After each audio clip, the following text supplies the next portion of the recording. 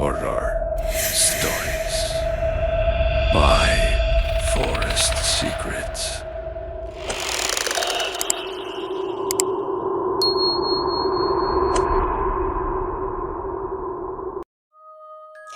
May mga laro na ginagawa lang natin dahil sa kuryosidad. May mga bagay na akala natin ay simpleng biro, simpleng hamon at simpleng paraan para takutin ang isa't isa.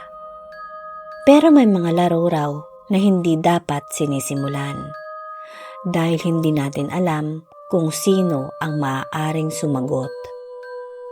Ang kwentong ito ay tungkol sa 5 magkakaibigang high school sa Batangas. Nang isang gabi ay nagdesisyon silang maglaro ng Spirit of the Glass. At sa 5 magkakaibigan na iyon, isa lang ang hindi na nakauwi na tulad ng dati. Magkakaibigan sina Mara, Jenny, Lisa, Carlo at Nico.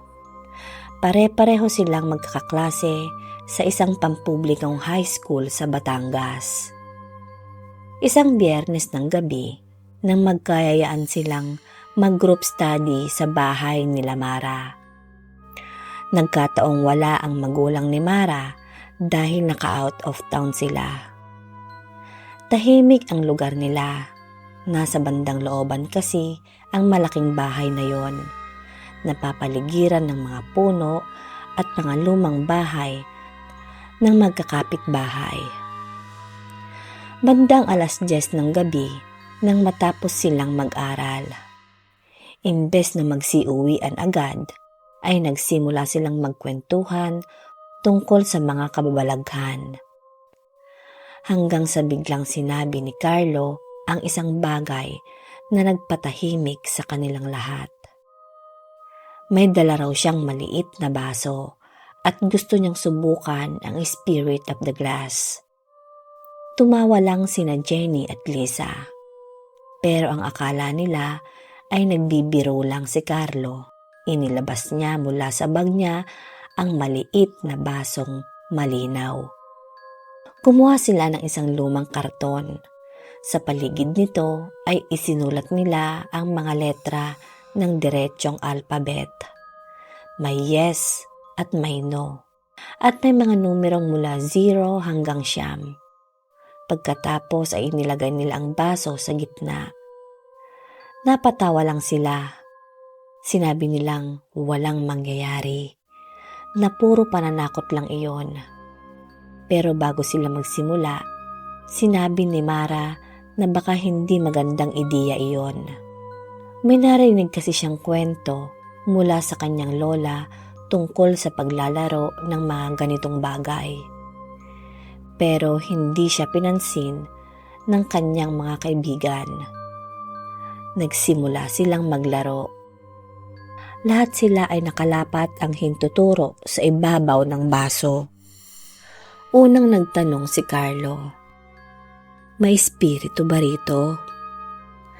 Walang nangyari at nagtawanan lang sila. Muling nagtanong si Carlo, "Kung meron, gumalaw ka." Ilang segundo ang lumipas at biglang dahan-dahan na gumalaw ang baso. Napunta ito sa yes. Tumigil ang tawanan. Nagkatinginan silang 5. Sinabi ni Nico na baka may isa sa kanila ang nagtutulak. Kaya nagpasya silang ulitin. "May tao ba rito na namatay sa lugar na ito?" Muling gumalaw ang baso at nagpunta muli sa yes. Napatingin si Mara sa paligid. Hindi na siya komportable. Pero si Jenny, lalo lamang naging interesado. "Anong pangalan mo?" tanong nito. Dahan-dahang gumalaw ang baso at napunta sa L, pagkatapos sa I, at pagkatapos sa A. "Lia?" tanong ni Jenny. Gumalaw muli ang baso. Yes muli ang sagot. Nagsimula silang magtanong, "Ilang taon ka?" 17. Babae ka ba? Yes. Nakatira ka ba rito? No. Namatay ka ba malapit dito? Yes ang sagot. At sa puntong iyon, napansin ni Mara ang kakaibang pagbabago kay Lisa. Tahimik na siya, nakayuko, hindi na nakikisabay sa mga tanong. Lisa? Tawag ni Mara. Hindi sumagot ang kaibigan. Ilang segundo ang lumipas bago siya biglang tumingin. At sinabi niyang, "Pagod na ako." Hindi nila pinansin at nagpatuloy lang ang laro. Hanggang sa itanong ni Carlo ang isang bagay na sana ay hindi na pala niya sinabi. "Pwede ka bang pumasok sa isa sa amin?" Biglang tumigil ang baso, walang gumalaw at ilang segundo, 10 segundo, 20 segundo. Akala nila ay tapos na, pero biglang gumalaw muli ang baso ng napakabilis. Pumunta ito sa yes at napabitaw si Mara. "Tumigil na tayo." Pero bago pa nila maalis ang kamay nila sa mesa, ay biglang napahampas ang baso sa gitna ng karton. Nabasag ito. Nagulat silang lahat at kasabay ng pagbagsak ng mga bubog, biglang napasigaw si Lisa. Hindi simpleng sigaw. Para bang may matinding sakit siyang nararamdaman. Napahawak siya sa ulo. Nanginginig ang buong katawan niya. Agad siyang nilapitan ng mga kaibigan, pero nang tumingin siya sa kanila, parang ibang tao ang nakatingin mula sa kanyang mga mata. Maputla ang mukha niya, namumula ang mga mata, at ang boses niya hindi na katulad ng dati. Mahina, malamig, at napakabigat. "Bakit ninyo ako ginising?" Napatigil silang lahat. Hindi nila kilala ang boses na iyon. Nagsimulang umiyak si Jenny. Tumakbo si Mara upang tawagin ang kanyang ina. Pero nakalimutan niyang wala pala ang kanyang ina sa kanilang tahanan. Pagbalik niya, nakaupo si Lisa sa sahig. Tahimik at parang walang nangyari. Hindi niya maalala kung bakit siya ang nasa sahig. Sinabi nilang baka nahimatay lamang siya. Dinala na siya sa kanilang bahay bago maghating gabi. Akala ng lahat ay tapos na. Subalit kinabukasan ay may kakaibang nangyari.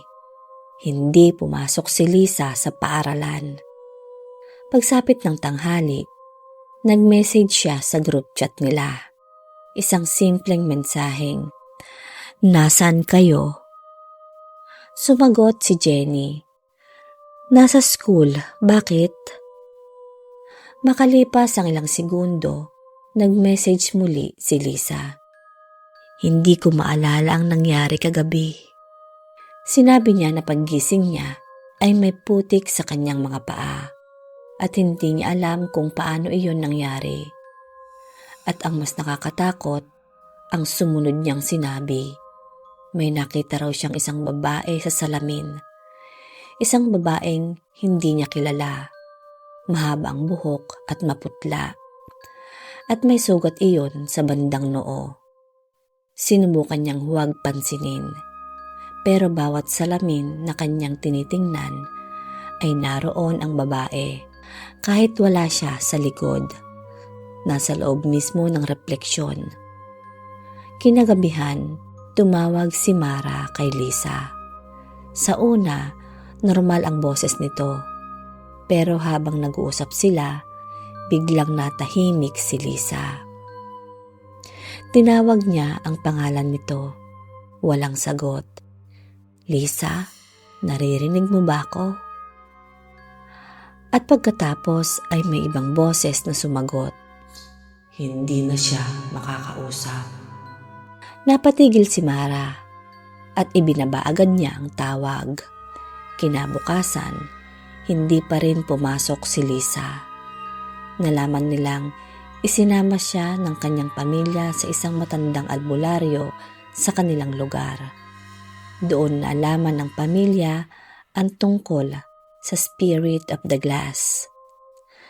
Sinabi ng matanda na hindi dapat basta-basta na nilalaro ang ganoong bagay, lalo na kapag may sumagot.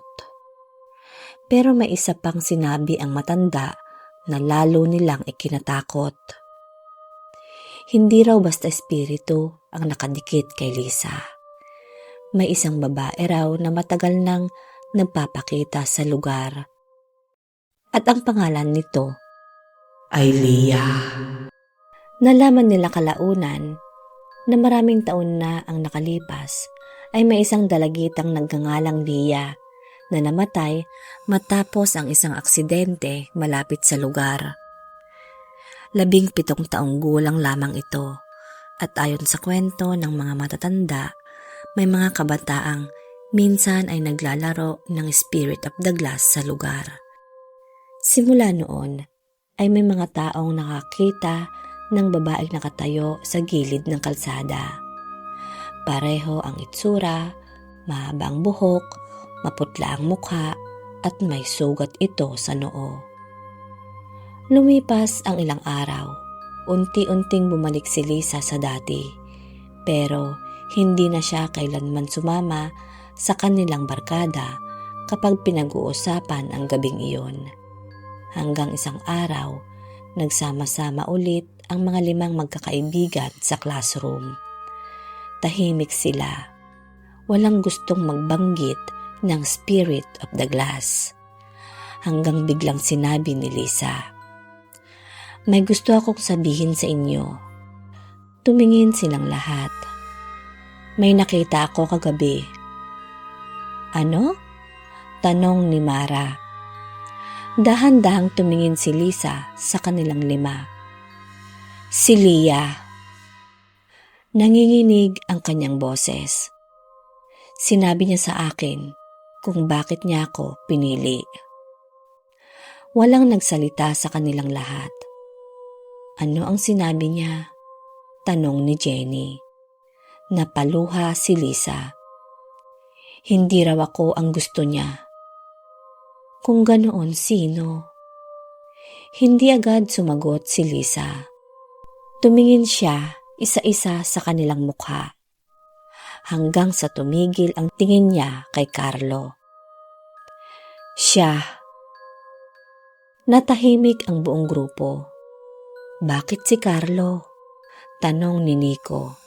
At doon sinabi ni Lisa ang bagay na hindi nila inaasahan. Hindi raw aksidente, nadala niya ang baso. Napatayo si Carlo. "Ano?" Sinabi niya sa akin na matagal na niyang kilala ang lugar na iyon. Napailing si Carlo. Hindi yun totoo. Pero biglang nagsalita si Lisa sa ibang boses. "Sinungaling."